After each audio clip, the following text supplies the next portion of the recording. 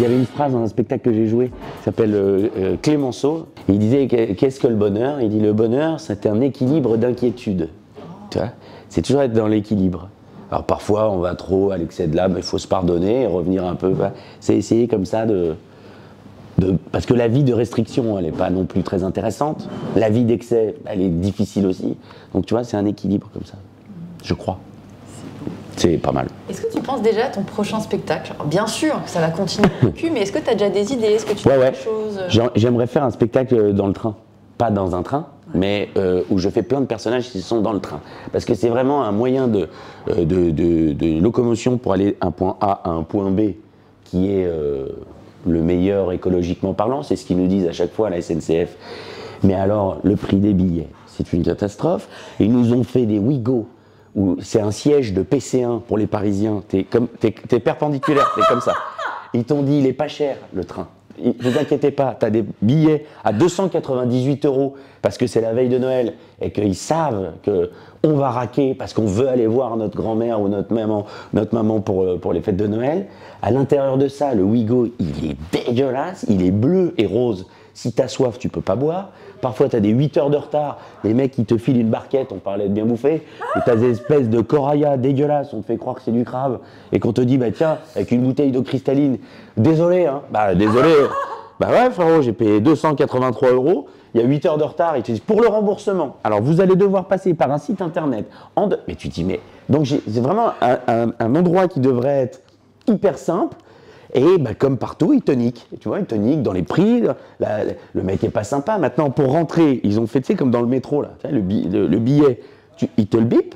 Donc tu passes, tu arrives sur la rame, donc tout le monde est agglutiné. On arrive. Quand tu arrives à l'intérieur, le mec, il te parle 10 fois, tu peux pas t'endormir, t'en peux plus.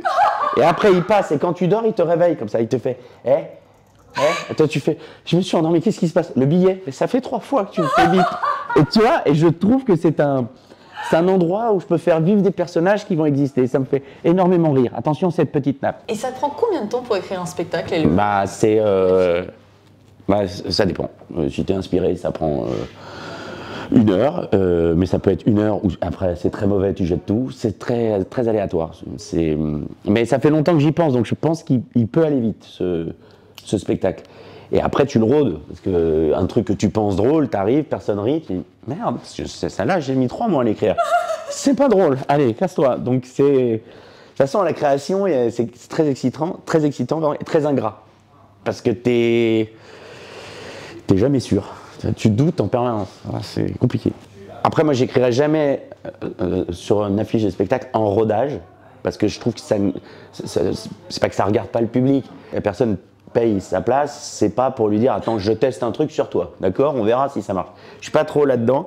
Moi, je teste chez moi, je répète beaucoup, je fais beaucoup de répétitions, j'invite même des potes, on va faire un petit apéro et à la fin, je vais leur dire, ou au début d'ailleurs, asseyez-vous, je vais vous tester mon truc. C'est terrible, hein, dans le salon, c'est ouf, très dur, mais une fois que je vais sur scène, j'y vais quoi. Il faut y aller, il faut que les gens qui ont payé 15 balles la place, 18 balles la place, disent pas, bon, il est gentil, il répète avec moi, mais bon, donc je suis pas trop là-dedans. Et en plus, j'ai été éduqué comme ça, tu sais, la comédie musicale, t'as une première, mais la première, tu dois être prêt, tu vois. Et t'as chant, danse, théâtre, l'orchestre, tout le monde répète, t'as des mois de répétition, donc j'ai été vraiment éduqué à la répétition, beaucoup, je répète beaucoup. Et quelle est la région ou la ville où tu as été le mieux accueilli? Oh, partout. Il n'y a pas de... Partout. En Belgique, c'est incroyable. Dans le Nord, c'est incroyable. Dans le Sud, c'est incroyable. Il n'y a pas de région où tu n'es pas bien accueilli, franchement. Tout le monde est bienveillant. Puis ça dépend après comment tu arrives. Tu vois, si tu arrives, tu te la racontes et que tu es un gros con, on va mal t'accueillir. Mais franchement, j'ai de la chance. C'est toujours incroyable. Okay. Bon alors, globalement, 2025, deuxième semestre, 2026, qu'est-ce qui va se passer? Là, 2025, on est pratiquement complet sur toutes les dates. Donc là, on commence à ouvrir 2026. Les salles sont de plus en plus grandes, donc on verra où ça s'arrête. Ça, c'est pas moi qui décide, c'est vous. Allez-y. Hein. Allez, s'il te plaît. Non, mais ouais. J'ai un objectif que je me suis fixé avec ce spectacle.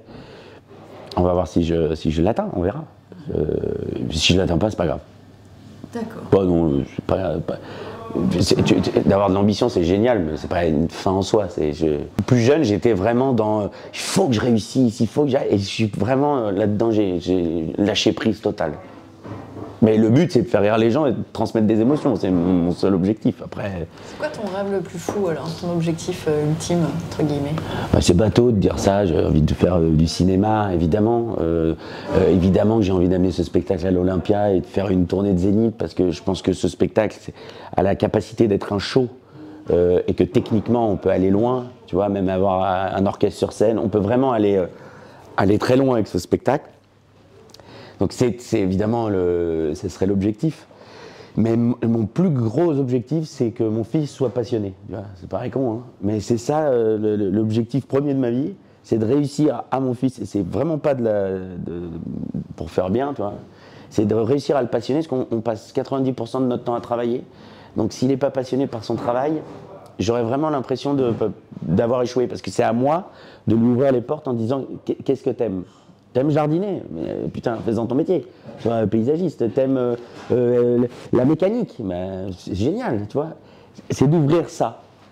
Dans quoi tu te sens le mieux pour que ta vie soit une passion? Génial. Bah ouais. Merci beaucoup, Kevin. Bah attends, je t'en prie. Bon. La gastronomie est une compétence relationnelle. Découvrez mes ateliers d'initiation et de perfectionnement au repas professionnel. On n'a pas deux fois l'occasion de faire une première bonne impression.